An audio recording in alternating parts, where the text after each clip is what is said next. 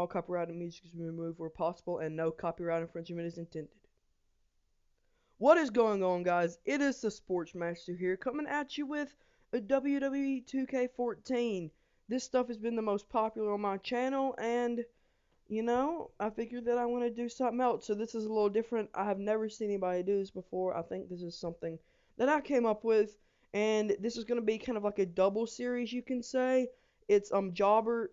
This part that you're going to be seeing on the screen is what I call Jobber to Champion, where pretty much we take two guys that in real life WWE are pretty much considered jobbers, or pretty much people that are booked to lose all the time. And I will be using a lot of inside wrestling terms, so if you're not, on the completely inside of wrestling, you might not get some of the stuff I say. So pretty much you're gonna be seeing we're controlling two superstars, and we're gonna play all their matches. That I'm gonna try to at least. Sometimes I know that I accidentally skipped it, but our two superstars are gonna be Zack Ryder and Damien Sandow. So pretty much I'm gonna simulate for a good 15-20 minutes to try to get as many matches as possible, and our goal in this series is to play as them until we win a world championship. And now the other part is you may be saying this is a Raw review. This series will be going up every Tuesday, and I will also, along with this, will mainly be talking about Raw and what happened the previous night and where I think storylines are going, things like that. And I'm still kind of being sick and recovering. I know my voice may not be sounding like it, but I did some kind of athletic stuff today, so my cough is kind of coming back. So if I cough at all, please forgive me. So as I said, we're going to be controlling Damien Sandow and Zack Ryder, and so we'll be playing all their matches, and we're about to get into Raw. So if you didn't see Raw, of course there is spoilers, although technically it happened last night, so it's not really spoilers, but this is kind of some. I'll also be mentioning some sort of things that will be spoilers about, leaks about what storylines are going to be happening, or returns, or things like that. So if you're one of those people that doesn't read spoilers, or is just focused on the on screen and not really what's happening behind the scenes, maybe this might not be for you, or you can just mute it and watch me play as Damien Sandow as Zack Ryder. So anyway, we're going to get right into Raw. I'm just going to give you a quick recap, and then I'm going to kind of review it in my own words. So the show opens with Triple H and Stephanie McMahon in the ring. Triple H starts introducing Batista. He also talks about the Royal Rumble, and right when he finished introducing Batista, Randy Orton comes out. Stephanie kind of chews out Orton, really gets mad at him for attacking John Cena Sr., or John Cena's father. The following Raw, if you didn't see that, basically Randy Orton punched John Cena's father, and he got a broken jaw and like a dislocated eye socket or something, which isn't real. But she says that that's basically unbecoming of a WWE champion, and maybe he should get stripped of the title or fired. And Randy Orton gets all mad, but they do not do that. Triple H says that despite all his flaws, he's still the complete package is up what I believe he said. And that he has a chance to make it right, and so Randy Orton gets a rematch against Kofi Kingston. That match is scheduled. Then after that, Batista returns. He gets in the ring. He kind of like hugs Triple H and Stephanie, and there's a Evolution reference, which I think is kind of cool. And then, excuse me, and then Triple H and Stephanie McMahon leave, and Batista basically just says, you want to know I'm back. I'm back for the WWE World Heavyweight Championship. And then he leaves. The Shield come out. They defeat the Rhodes Dynasty and Big E Langston by pinfall. Then Daniel Bryan cuts a promo about how the only reason he joined the Wyatts was to help bring him down. I believe he said that if you want to take somebody down that has a messiah complex like Bray Wyatt, you have to beat them mentally. Bray then appears on the Titantron, and pretty much says, Daniel Bryan, you kind of proved, why you're ignorant, things like that, and that you need to go home and, basically hug your mama and say, whatever happens to me or whatever happens to Daniel Bryan is his own fault. And then I don't know if it was at this point, but later in the night, Daniel Bryan versus Bray Wyatt in a singles match is made for the Royal Rumble. Fandango defeats Xavier Woods by pinfall in a very quick match. A backstage segment is shown with Kane and Stephanie McMahon. Stephanie McMahon tells Kane, why did you attack CM Punk on SmackDown? And she basically forces Kane to apologize. Kane comes out, apologizes to Punk. He calls him out and apologizes. And Punk was like, "Oh yeah, I'm sorry too," and he beats up on Kane. Kane gets really mad. He's about to go down there, but then Brad Maddox comes out and says, "You're not gonna, Kane. You can't handle the situation. Punk said you want to fight. You can take on one of the New Age Outlaws." And they did like rock paper scissors, and Billy Gunn won. So Billy Gunn faced CM Punk with Road Dogg on commentary. CM Punk beat Billy Gunn, go to the sleep after CM Punk stops some interference by Road Dogg.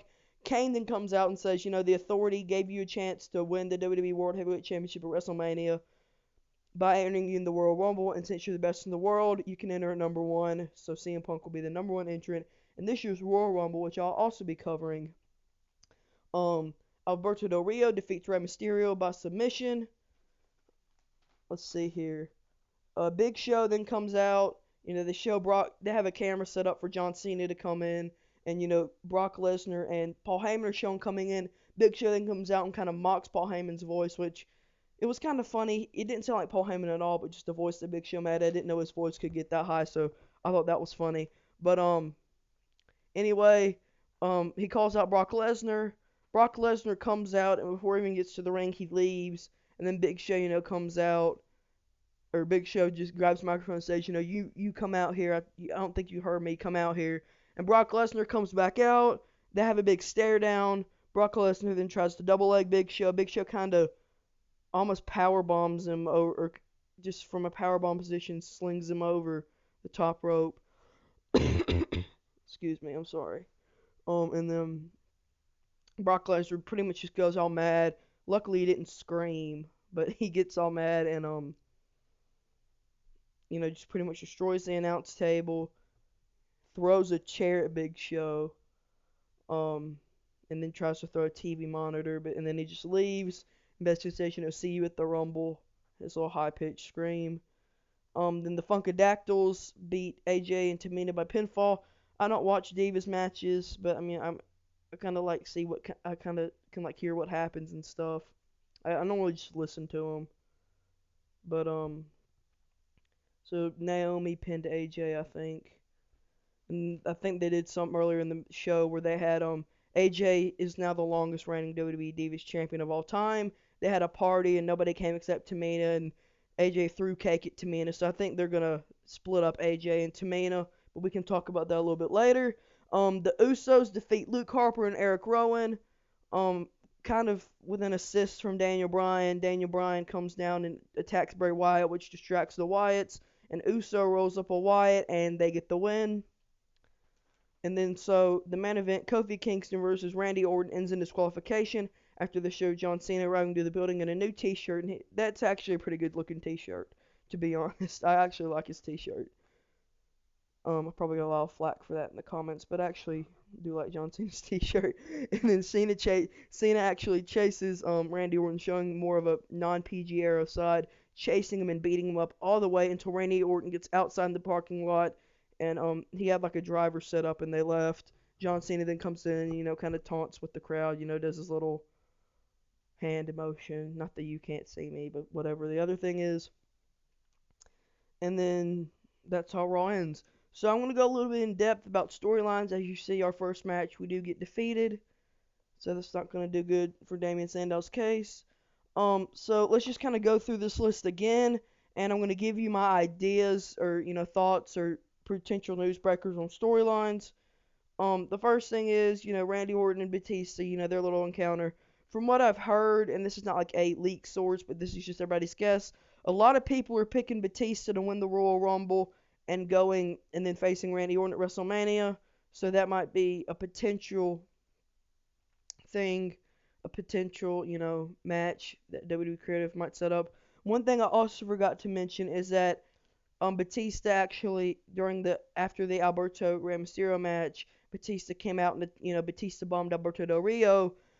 So they actually are going to have a feud. So if I had to guess, probably Alberto Del Rio would face Batista at Elimination Chamber, and Batista would have a WrestleMania match, either being against Randy Orton for the world title or whatever match. But if I had to guess, I don't think they probably wouldn't carry that to WrestleMania. They would probably just have a match at the Elimination Chamber. And so the Shield and the Rhodes Dynasty, with the Shield, I know they are going to break up with probably Roman Reigns turning babyface, and I really don't know what Dean Ambrose and Seth Rollins will do from here. Roman Reigns definitely does have a bright future. He's probably going to be the new John Cena once John Cena gets too old. I think he's just everything WWE's looking for. He's a big guy. He can kind of talk. He's very athletic. He's a really good wrestler. And probably, if I had to guess, Dean Ambrose and Seth Rollins would kind of, you know, almost be like a Dolph Ziggler who, might get that one world title run, but they're pretty much a mid-carder for their whole career. And I don't really like that, but I just think that's what's going to happen. Rhodes Dynasty, I really don't know. If I had to imagine, they would probably split up soon, or at least lose the tag titles soon, especially considering, Goldust, he's not going to be in WWE, wrestling for the next 2, 3 years. So I would expect their thing to go much longer. They did have some sting with the Authority, but, they've kind of gotten stale ever since after their thing with the Authority. After Battleground, when they weren't really feuding with the Authority, they just kind of went to the tag team. They just kind of lost my interest. I don't know about you guys. That's one way to put in the comments. What do you think? Um, Daniel Bryan and Bray Wyatt, you know, a lot of people early on, a few weeks ago, maybe a month ago, were saying that, Daniel Bryan would, end up winning the Royal Rumble to get his revenge and all that. And that probably ended once Batista came, they got Batista confirmed. He's probably going to win. He's my pick, at least. And, so I think Daniel Bryan's going to ride this feud with Bray Wyatt all the way to WrestleMania. Probably, or at least how I would book it would be, have their match, probably end in disqualification this Sunday.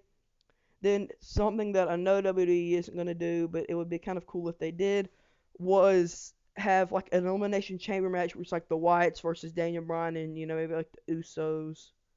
That'd probably be good. The Usos and Daniel Bryan versus the Wyatt family in Elimination Chamber match. Although they'll probably have that. It's just a normal 6-man tag Elimination Chamber. And then have like either Bray Wyatt versus Daniel Bryan in a cage or them fighting in a cell at WrestleMania. That's probably how I would book it. But anyway, I do not believe Daniel Bryan will be winning the Royal Rumble or, get a world title run anytime soon. But, he jumped to the main event last year. He was in the tag titles and then he just jumped up to the main event. So you can never say never with WWE. Fandango defeating Xavier Woods by pin. I like Fandango. I really don't know how to pronounce his name. I really don't think he's going to win a world title. He may win an Intercontinental title occasionally. Xavier Woods, he's not a world title guy either, but he's probably has a future in the mid card as well. I think they really need to keep his feud going, Brodus Clay. I've actually really enjoyed that feud. I think they should ride a feud to WrestleMania, but it looks like they might have been splitting that up. At least they didn't do anything, to keep that feud going with, Brodus Clay coming out or anything. I like Brodus Clay as a heel. And then I think what I've heard, and this is a big spoiler alert, so if you don't want to hear spoilers, leave now. As far as CM Punk and the Authority goes, I believe they are planning a CM Punk versus Triple H match at WrestleMania, where he will face Triple H. So probably, if my guess, somebody of that Authority stable is going to eliminate him at the Royal Rumble. So Punk is probably going to be the quote-unquote workhorse of the match. He's going to get far in the Royal Rumble. And, some member of the Authority is going to, do something to mess him up. And he'll face Kane at Elimination Chamber, probably in the Triple H at Mania. Already talked about Alberto Del Rio and Batista. Don't really know about Rey Mysterio. Big Show and Brock Lesnar, I really don't have an idea of what that's going. I really don't think they'll have Brock Lesnar's pay-per-view things on a Big Show at WrestleMania. But you never know. I'm actually kind of excited for that match. And then Funkadactyls and AJ and all the divas and stuff. I think they're wanting Naomi to win the AJ Lee's title. But personally, I like AJ Lee. And I guess I don't care too much about the divas. Usos, already talked about the Wyatt family. And then I heard, another one of these spoilers, that they're not going to necessarily turn Kofi Kingston heel, but they're going to change up his character a little bit, where he's going to get like new theme music, new attire. They're going to make him more aggressive, kind of like how he was with his feud with Randy Orton back in 2009. I believe 2009, yes. And Randy Orton, he's gonna retain the title this Sunday, or he's gonna have it at WrestleMania, and they'll probably do him with Batista, which I really don't want to see a Randy Orton Batista match headlining the 30th anniversary of WrestleMania, but I guess Triple H and Vince McMahon do, so that's what we're getting. Hope it's not the case. I mean, to be honest, I really do not like Randy Orton. I'm not the biggest John Cena fan. I like John Cena, but I'm not like his biggest fan or anything. But I really do not like Randy Orton. Like, I despise Randy Orton's character. He's just so boring. But anyway, so that's pretty much gonna wrap it up for the Raw review. So anyway, guys, if you have any other Raw review notes or any other thing you want to talk about with Raw, comment in the comment section below. I will try to get this out every Tuesday, and if not, on a Wednesday. But for the foreseeable future, for the next few months, on my Tuesday, I should be able to get this out. So, Damien Sandow, we didn't get any Zack Ryder matches. Damien Sandow was 1-1. And so, probably good Damien Sandow. I mean, it seems like the people I choose, since they're not that high up, they don't really try to get them in matches. But, we've simulated past Extreme Rules. Dolph Ziggler is the WWE Champion.